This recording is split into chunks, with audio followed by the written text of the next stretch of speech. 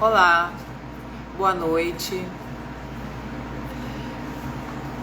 Hoje, aniversário de Cuiabá, nós vamos conversar um pouco sobre essa doença tão triste que assola tantas famílias, tantas pessoas, né? Que é a depressão. Mas antes da gente começar a conversar sobre a depressão em si, vamos fazer uma prece, vamos iniciar orando para que a gente possa acalmar o nosso coração, a nossa mente, que a gente respire fundo, né? Eu não sei como é que tá a tua casa, como é que tá teu lar, mas eu espero que Jesus esteja com você. Então, serenando o pensamento, serenando nossos corações neste momento, rogando a Deus que Ele possa nesse momento estar na tua casa, estar com você, estar com a sua família, que você possa ser abençoada pela graça da saúde e que todos os seus familiares sejam igualmente agraciados pela energia curadora de Jesus. Bom, eu já vou fazer acho que 15 anos que me tornei espírita, né? Eu vim de uma vivência católica, onde eu fui muito feliz durante muitos anos nessa religião, e o que me atraiu muito ao espiritismo foi a racionalidade com que ele trata as situações. Então, o que causa nas pessoas medo e insegurança? Não conhecimento, é você não conhecer sobre o assunto. Então, o que o espiritismo ele faz? Ele explica, ele diz para nós o que é uma situação, buscando o que nós temos de realidade, que é a ciência, que é a física, e casa isso com os ensinamentos de Jesus, para que não fique uma coisa, um sobrenatural, algo fora da realidade. Então, em muitas palestras que eu já fiz, que eu conversava, eu perguntava para as pessoas qual era o órgão do corpo que a depressão atacava. Qual era o órgão que eles tinham do corpo onde que a depressão atacava. Por exemplo, quando a gente tem uma gripe, quando a gente é acometido por uma pneumonia, o pulmão é o órgão atacado. Se você tem uma gastrite, o teu estômago é o órgão atacado. Então, quando você tem depressão, qual é o órgão do teu corpo que é atacado por essa doença? E nessa palestra várias pessoas falaram, é o coração. Aí outra pessoa me disse, não, esse é o cérebro. Não, eu acho que é o corpo todo e tal. Enfim, não houve um consenso. E eu acredito que você que está em casa também pode pensar e buscar uma resposta, mas a gente não tem. Qual é o órgão específico do corpo que a depressão ataca, né? O que causa a depressão? Qual é o vírus, a bactéria, a deformação celular que causa a depressão? Então a gente não tem resposta para qual é o órgão do corpo que a depressão ataca, e nós também não temos resposta para qual é o agente causador da depressão. Se é um vírus, uma bactéria, se é um trauma no corpo, não temos. E aí nesse dia que nós estávamos fazendo e conversando sobre isso, uma pessoa chegou para mim e falou assim, o que causa a depressão é o medo. Aí o outro falou assim, não, eu acho que é solidão. E nisso eles começaram a pipocar falando sentimentos. Eu falei, então a gente chegou num consenso hoje de que a depressão, a causa da depressão, ela tem origem sentimental. Ela não vem através de um vírus, de uma bactéria, ela vem através de um sentimento, certo? Seja ele medo, depressão, ansiedade, ela é um sentimento que origina a depressão. Quando você tem taquicardia, quando você tem sudorese, você tem insônia, todos esses efeitos são efeitos, não a causa, são os efeitos. Então assim, você tem uma taquicardia, você pode até procurar um médico que vai te dar um ansiolítico para você acalmar teus batimentos cardíacos. Você pode procurar um gastro que vai tratar a tua gastrite, né? Mas você não vai conseguir tratar a causa que te trouxe esses problemas. Então, o que a gente tem hoje de informação sobre depressão, gente? Eu conversei muito com o Omar, que é do CVV, a gente trocou uma ideia muito legal sobre o que as pessoas têm conversado e o que elas têm relatado. Então, assim, se eu parto da premissa que a depressão é originária, é uma doença originária de uma disfunção emocional, uma disfunção sentimental, a origem está no sentimento. Então é ele que a gente tem que tratar. Como que a gente trata sentimento? Quando nós originamos na Terra, né, e aí vem da racionalidade do espiritismo que eu falei, você vai estudar, no início, o homem das cavernas, ele não tinha, ele era instintivo. Ele queria uma mulher, ele ia lá, dava uma paulada na cabeça dela, arrastava ela e falava, não, eu vou possuir essa mulher hoje.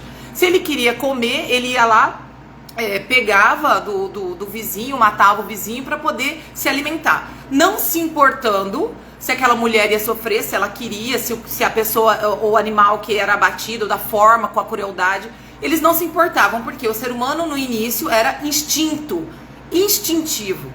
Com o passar do tempo, esse homem passou, com as vivências que ele foi tendo, ele passou a ter sentimentos. Ele começou a se importar, porque ele via que doía nele, né? Aí você passa pela experiência e você adquire e vai amadurecendo sentimentos. Então, como é que você cria sentimentos? Com vivências. E nós, do Espiritismo, nós entendemos e acreditamos que nós somos seres universais passando por experiências corpóreas. Então, eu, Luciana, sou uma alma muito antiga e estou lapidando a minha alma através das minhas vivências. Então, veja bem, eu era... E tem muitas, se você for analisar hoje, nós ainda temos muitas pessoas que são instintos. A pessoa que vai lá e estupra outra pessoa é instinto puro. Ele não está pensando na outra pessoa e na dor que ele pode causar nessa pessoa. Instintivo. É um espírito ainda basicamente movido por instintos. Se você for trabalhando, existem pessoas que já trabalharam e têm uma nobreza de alma muito grande, que são praticamente puro sentimento, sentimentos nobres. Então, se você for caminhando, e você vai me perguntar, Luciana, se a depressão é causada por sentimentos, né, desregulados, né, porque uma doença, ela é uma disfunção de alguma coisa. Então, a gente tem a depressão tendo origem num sentimento desregulado, né? E aí você me pergunta, Luciana, por que criança tá ligando pro CVV? Será que a criança de 8 anos, igual o Omar comentou na live que nós fizemos, será que uma criança de 8 anos tem a capacidade de ter vivências suficientes para ter depressão, ter desregulamento de sentimentos? Então a gente teria que se questionar. Esse grupo que eu participo de mães, que são mães que perdem filhos e se ajudam, tem muito relato de mãe que perdeu filho para suicídio. Menina de 13 anos, né, 14 anos, 10 anos para suicídio. Então a gente tem que se questionar que se a gente parte da premissa que a depressão é uma doença de origem sentimental, um desregulamento emocional do ser humano que traz consequências físicas, mas a origem dela não é física. Como é que uma criança pode ter esse tipo de sentimento? Porque se você for partir para uma criança que tem 8 anos, ela ainda não teve o tempo suficiente para amadurecer uma ideia até mesmo de um sentimento depressivo. Ok. Então, se a gente trouxer essa criança para um ser universal, essa criança que está vivenciando essa experiência de 8 anos é um espírito extremamente antigo, que tem que vir e trabalhar nele essa vivência e enfrentar. O que acontece? Se eu, por exemplo, eu vou me colocar como exemplo. Quando eu tive a minha experiência com a depressão, eu tinha 16 anos, né? E o que eu sentia? Qual era o sentimento que movia a minha depressão? Era o medo. Ah, mas o medo de quê? Eu tinha medo de morrer. Eu tinha um pavor absurdo de morrer. E eu me lembro que a crise mais forte de ataque de pânico que eu tive foi... Gente, eu preciso tirar meu gato daqui, que ele tá em cima da mesa. Mas assim, o ataque de pânico mais horrível que eu tive foi no enterro de um tio que tinha falecido. E a família dele é evangélica. E na hora do ritual, né, de enterro, eles falavam muito que que ele iria adormecer, né? E na época eu não tinha muito conhecimento sobre o que significava ele adormecer para aguardar o retorno de Jesus, né? Eu via a terra sendo jogada em cima do caixão, aquilo me apavorava. Eu ficava imaginando assim, meu Deus, né? Essa pessoa vai ficar dormindo aí, como, né? E eu me lembro que eu não dormia a noite inteira, eu fiquei apavorada. Aquilo agravou tanto em mim o pavor da morte, o medo de morrer, o desespero de morrer, que eu me congelei, assim, meus músculos, todos os ataques de pânico que eu tinha enrijeciam todos os meus músculos, a minha mandíbula não mexia, eu rangia os dentes, era horrível, horrível. Mas eu precisava sair daquilo ali. Na racionalidade, eu falava, gente, eu preciso sair disso daqui. Como que eu vou sair? Eu comecei a procurar entender o que causava aquele momento meu de... Eu já cheguei de sair com amigos e voltar para casa com os braços todos enrijecidos, endurecidos, numa crise horrorosa de pânico. Quando eu entendi que o meu pânico vinha do medo da morte, eu comecei a tentar entender a morte. Porque eu precisava vencer. Porque o medo é o quê? O medo é um pavor do desconhecido. Nessa palestra que eu fiz sobre depressão, um senhor falou pra mim bem assim. Ele falou assim, mas você tem medo de quê? De morrer. Ele falou assim, mas por que você tem medo? Porque a morte é um desconhecido. Mas é um desconhecido pra quem? Pra quem ela é desconhecida? Pra mim ela era. Até eu procurar entender e me dar uma resposta que me convencesse do que ia acontecer. Porque assim, até então eu tinha uma ideia do que poderia ser, de como poderia ser, e eu não tinha explicações que me convencesse, né, que me encaixasse para aquilo. Então, quando eu estudei e quando eu entendi e compreendi e tive as explicações para minha vida, para minha vivência, eu perdi o medo de morrer. E com isso, os meus ataques de pânico sumiram, porque eu sanei a causa do meu problema. Quando você trata de solidão, né? Você pode estar numa casa cheia, e é o que muita gente conversa com os jovens hoje. Se você tem jovem na sua casa. Antigamente, os jovens problemas eram os jovens que usavam drogas, que saíam, que davam dor de cabeça para os pais. Esse jovem, ele já estava pedindo ajuda, né? O fato dele estar tendo esse tipo de atitude já era um pedido de ajuda.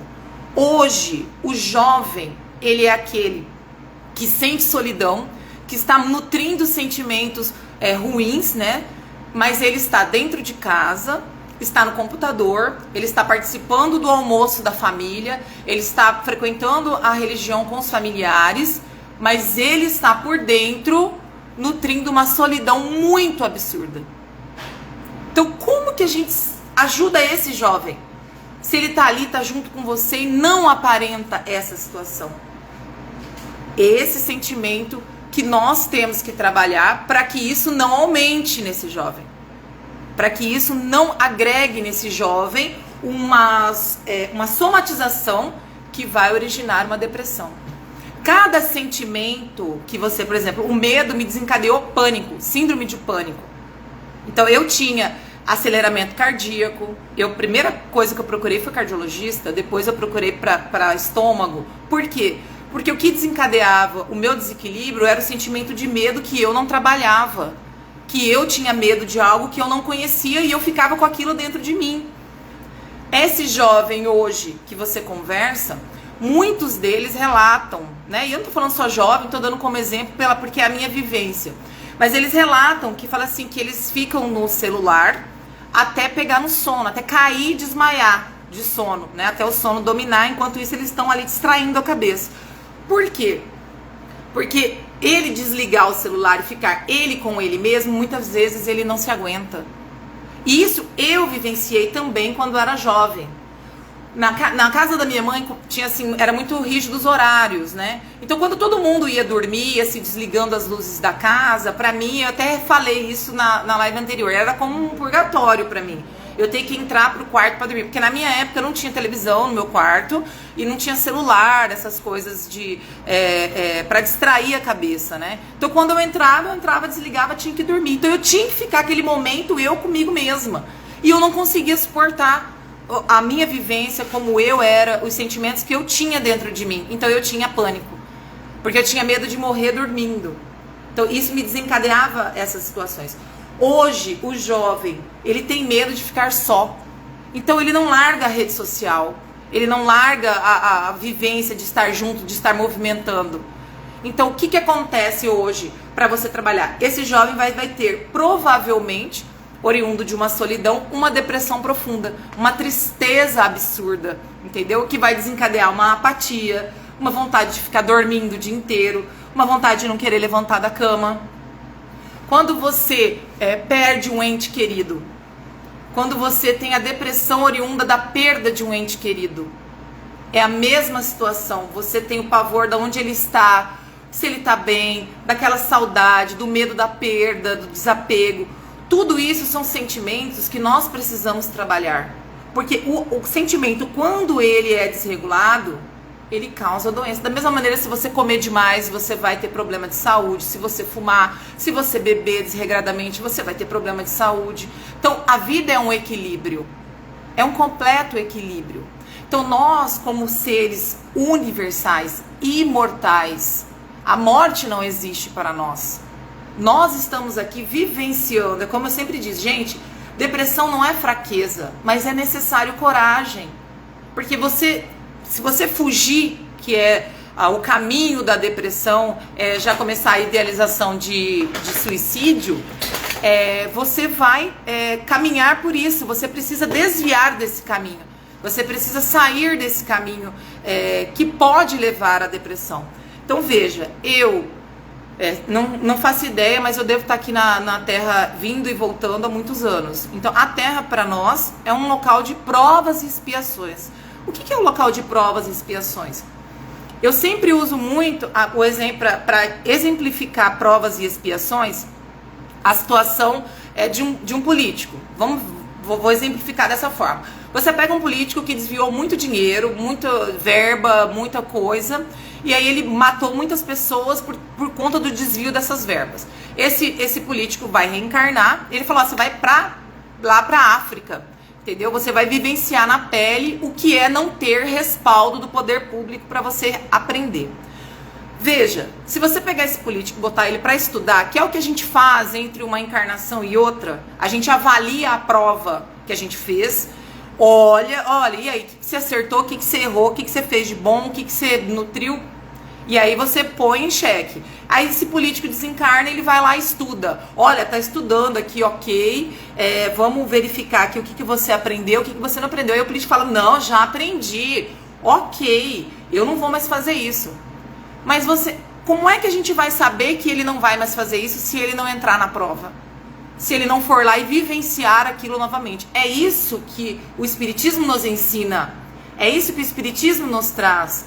Ele nos ensina que, olha, o que nós estamos vivendo, toda essa dor que a gente está vivendo, toda essa angústia que a gente está vivendo é aprendizado. Isso não é eterno. Então você vai vir e vai voltar. Você vai vir e vai voltar. Então nesse momento, quando você vê uma situação dessa, como eu dei de exemplo, desse político que vai reencarnar lá na África para ele ter essa vivência, você acha que ele aprendeu mais estudando, ouvindo e vivenciando essa experiência? Ele nunca mais vai esquecer. Então é que ela fala, o conselho ensina, a vivência ela arrasta, o exemplo arrasta. Então, quando você pode ensinar seu filho alguma coisa, mas se ele ver você fazendo, ele não vai esquecer nunca mais. Então, é isso que a Terra nos traz, as provas e expiações. Porque, gente, nós não temos como buscar a felicidade na Terra. A felicidade não é desse mundo. Porque para um cristão, nós aceitarmos que teremos plenitude, felicidade plena na Terra, é impossível, porque na Terra sempre vai ter alguém ainda em sofrimento, nesse estágio que está a Terra, sempre vai ter um irmão sofrendo. Então assim, eu não posso ser feliz com a minha mesa farta, sabendo que eu tenho irmãos meus que não têm o que comer. Então é impossível que eu tenha essa felicidade plena. A gente tem que ter em mente que nós vamos ter fragmentos de felicidade na Terra. São fragmentos, momentos de felicidade.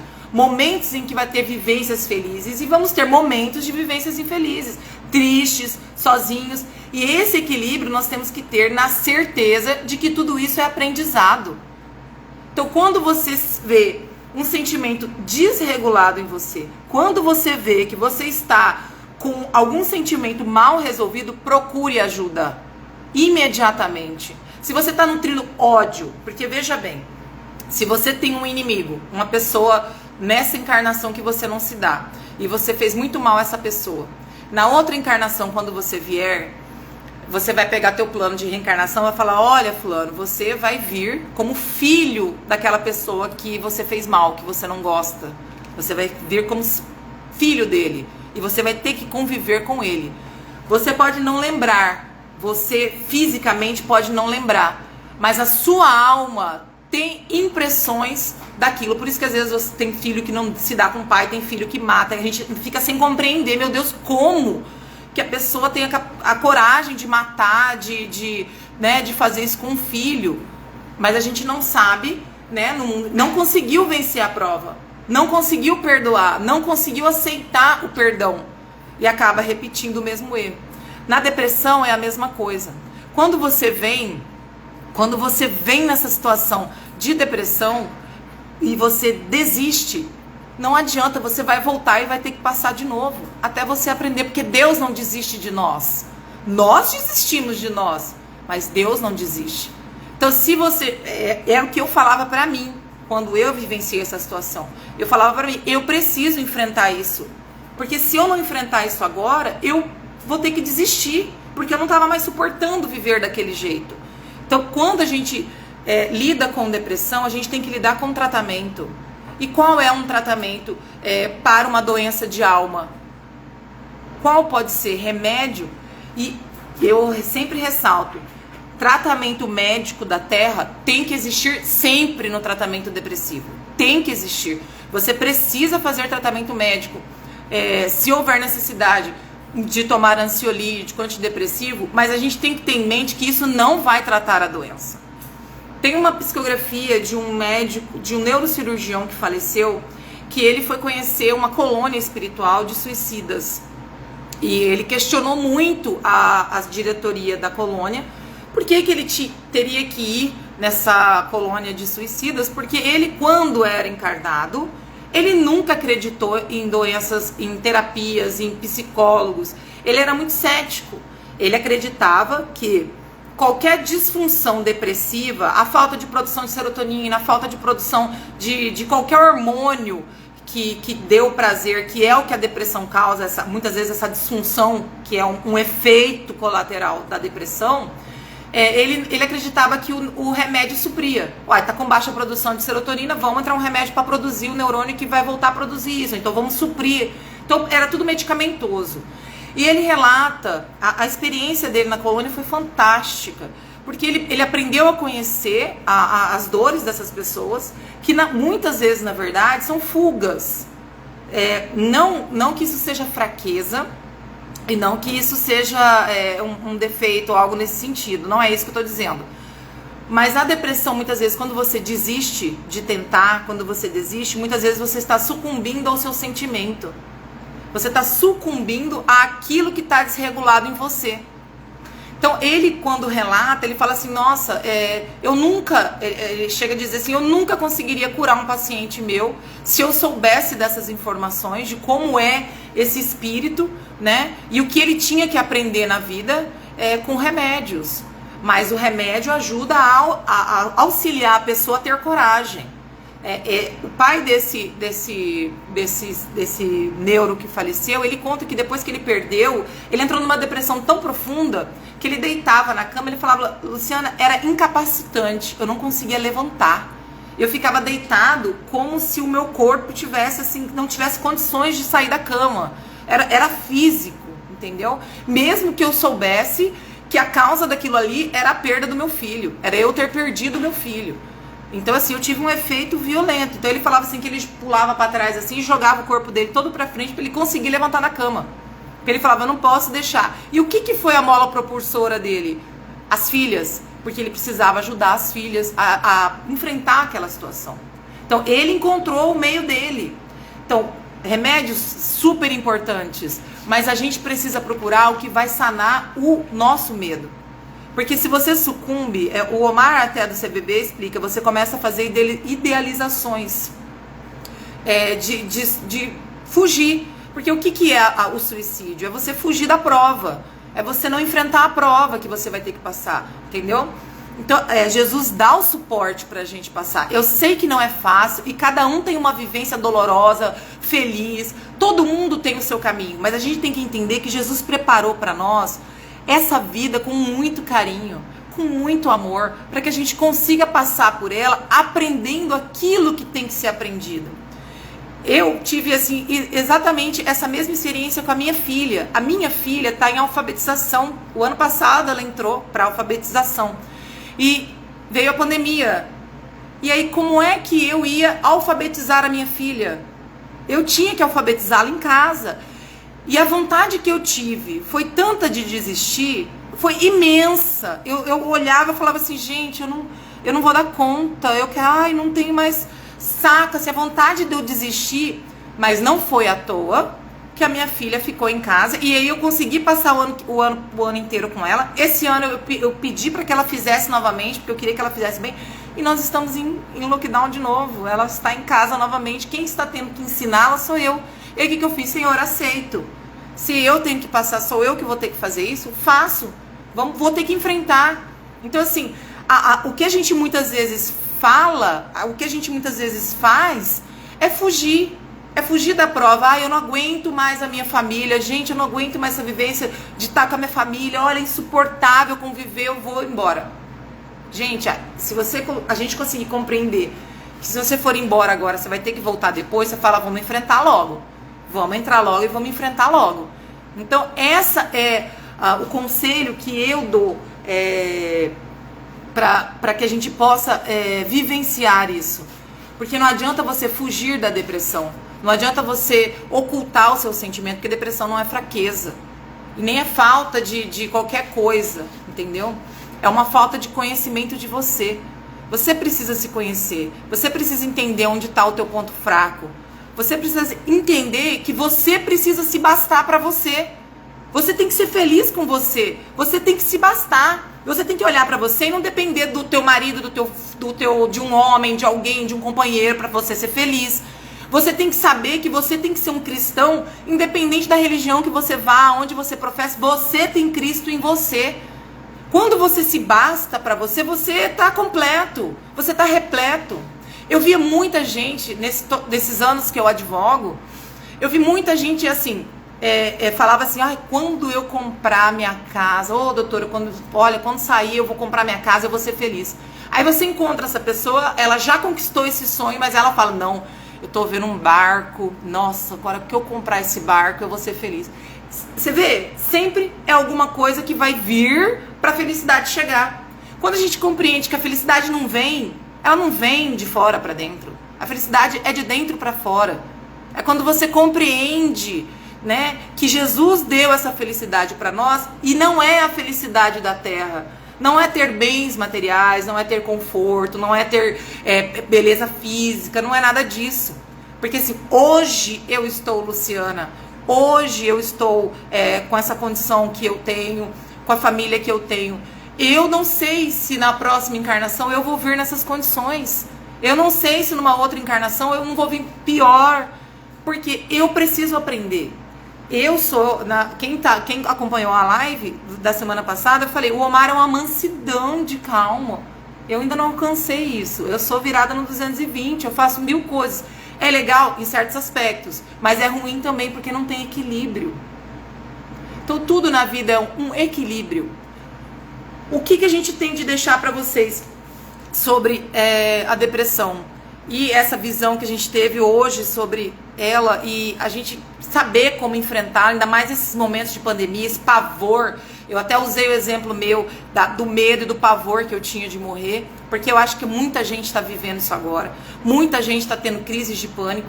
E conversando com um médium, um colega meu, o André, ele falou que tem pessoas que estão recebendo diagnóstico de Covid e desmaiando. entendeu? Pessoas que já estão assim querendo se matar antes de receber a notícia, pega avião, vai para São Paulo, e num pânico, num desespero geral. Então assim, tomar os cuidados, sim, mas assim, ninguém morre de véspera, a não ser aquele que procura a morte. Ninguém vai morrer de véspera. Então, calma, vamos serenar nosso coração e saber que existe um governador, existe alguém no comando desse barco. Gente, a terra tava, né, poxa, era uma notícia atrás da outra. Eu me lembro que eu falava assim, que mundo é esse que meus filhos vão ter? Então muitas vezes a gente tá vendo essa pandemia com os olhos horríveis. Nossa, que pavor, que tragédia. Mas que tragédia nós já não vivíamos? Que tragédia nós já não vivíamos antes? Eram notícias assim desoladoras das pessoas. Então, se a gente for hoje analisar, quem sabe essa pandemia não vai... Levou muita gente querida, levou muita gente amada, mas estão amparadas, todas estão amparadas. Há uma programação maravilhosa no plano espiritual para receber essas pessoas, para melhorar essas pessoas e elas voltarem depois. Porque a gente tem que ter a consciência que somos seres universais. Para lidar com depressão, a gente tem que... Primeira coisa que a gente tem na mente, gente, não é doença física. Depressão não tem causa física.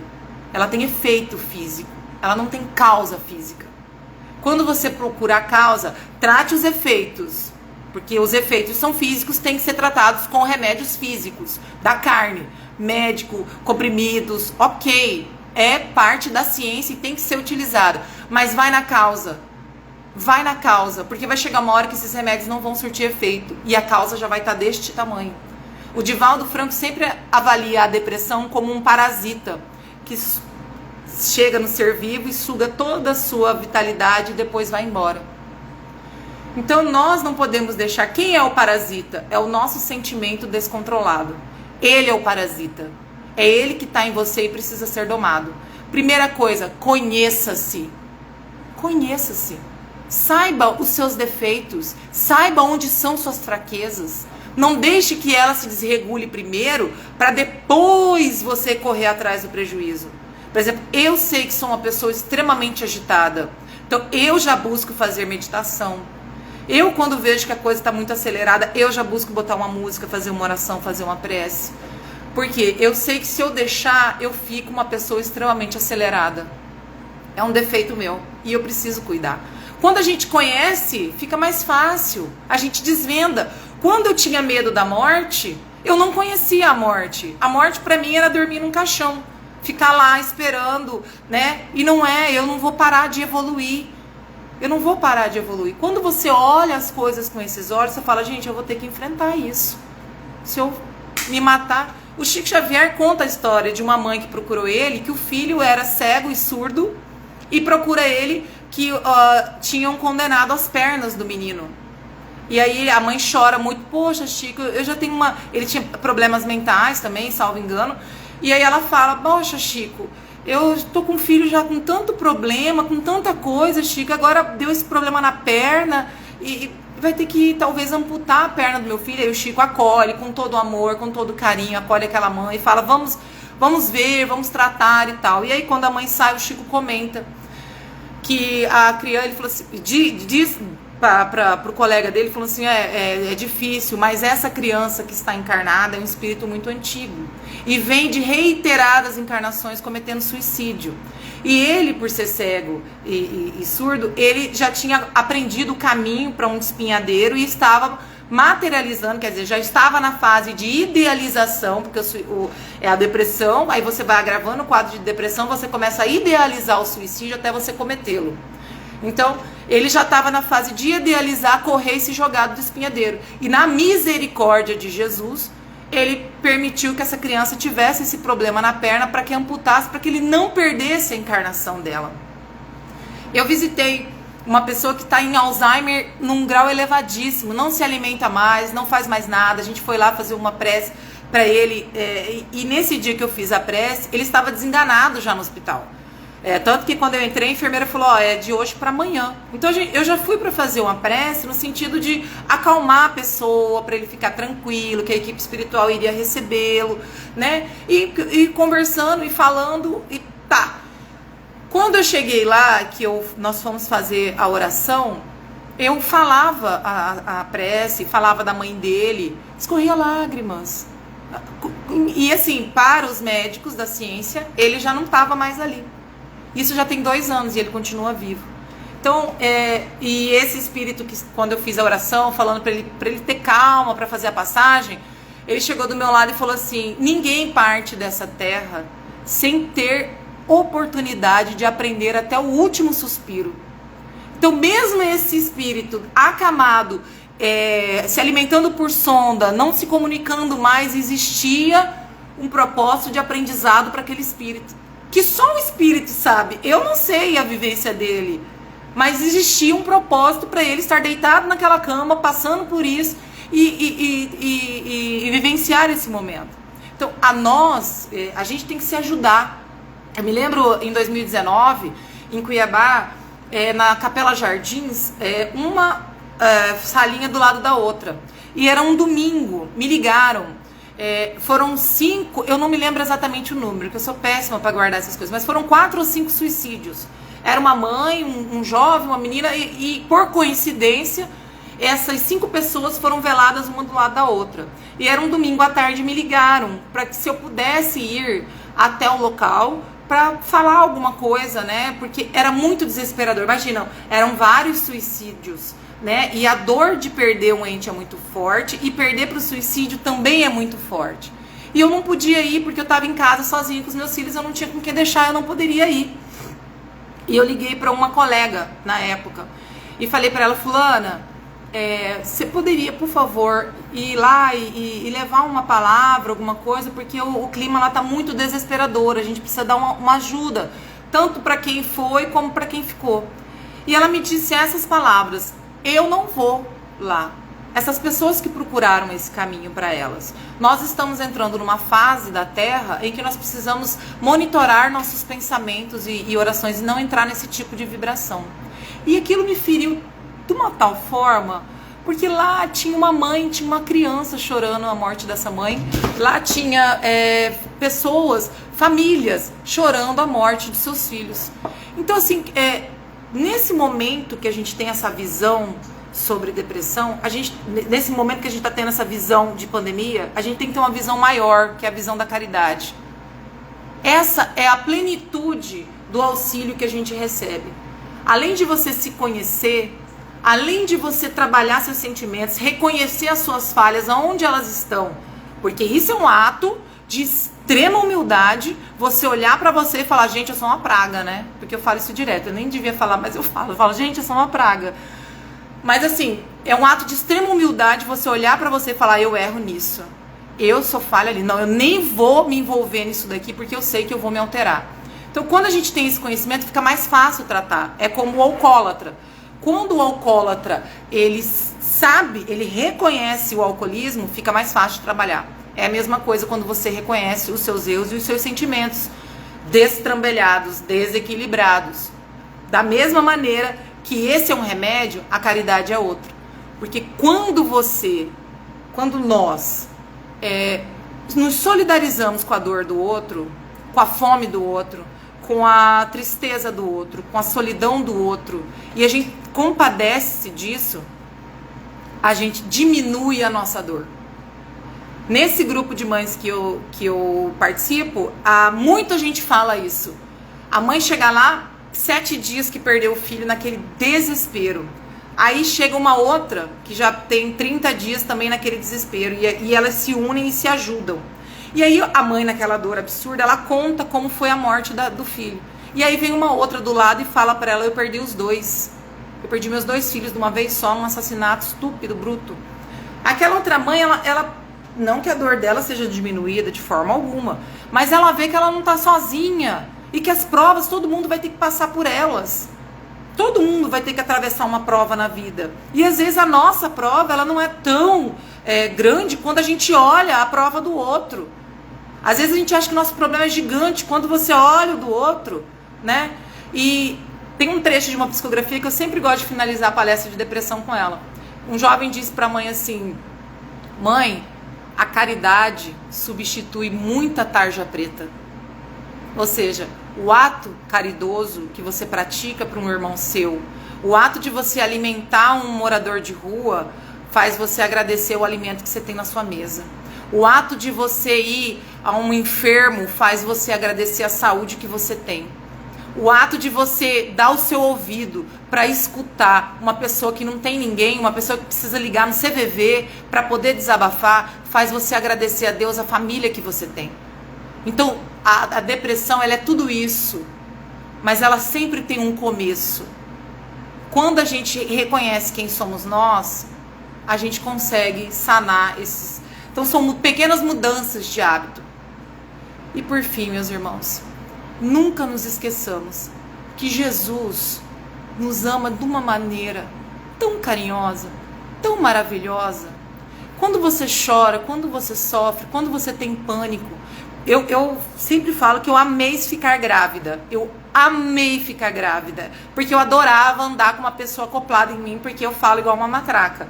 Então eu podia conversar toda hora com alguém, né? Coitado do meu filho, né? Da minha filha. Mas depois que eu aprendi que eu nunca estou sozinha, que perto de mim existem vários espíritos, várias pessoas amigas e não amigas, que eu também trago para perto de mim, eu aprendi a conversar com o mundo. Quando eu tô sofrendo, eu já falo, tá doendo, eu não tô aguentando, eu preciso ir e vou trabalhando para que aquilo diminua, porque quando você fala do problema, ele fica menor.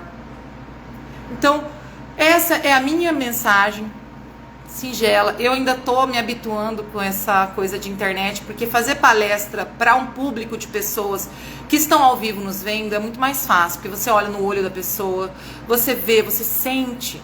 E quando a gente fala, né, para uma tela, é diferente, né? E eu tô me habituando ainda a toda essa situação.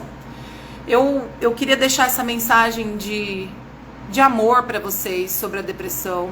Eu espero que eu possa ter contribuído de alguma forma, de alguma maneira, sobre esse assunto tão doloroso que é a depressão. E ela tem uma garra tão grande que ela supre no meio e ela vai te dando síndrome do pânico, fobia social, agressividade. Então ela tem um leque de consequências tão grandes que a gente precisa trabalhar com ela desde o começo. E lutar para pequenas mudanças. Pequenas mudanças. Então, vamos se conhecer, vamos trabalhar em nós tudo aquilo que a gente tem e vamos ajudar a dor do outro. Quando a gente ajuda a dor do outro, a nossa dor diminui, viu? Fiquem com Deus, que Jesus possa estar dentro do lar de vocês, que Nossa Senhora possa acolher a dor de todo mundo, possa estar dando aquele amor materno que só uma mãe consegue dar, um pai, porque a maternidade é uma energia universal. E vocês fiquem com Deus. Eu vou fazer uma pequena prece para a gente encerrar e obrigada pela paciência e a participação de todos. Querido Jesus, falange de Maria de Nazaré, oh minha mãe amada, quantas dores tu não curastes na alma dos teus filhos. Adentra, mãe, adentra, Jesus, ao lar de cada filho teu. Leva embora, Jesus, as dores. Leva embora, Jesus, aqueles espíritos que talvez ainda não conheceram o teu amor, que queiram de alguma maneira desarmonizar o lar das pessoas. Traga, Jesus, luz, traga, Jesus, saúde. E seja, Jesus, o Senhor, o governador do coração de todos nós. Eu te amo, Jesus, e eu confio muito em Ti. Que assim seja. Fiquemos todos com Deus, gente. Tchau.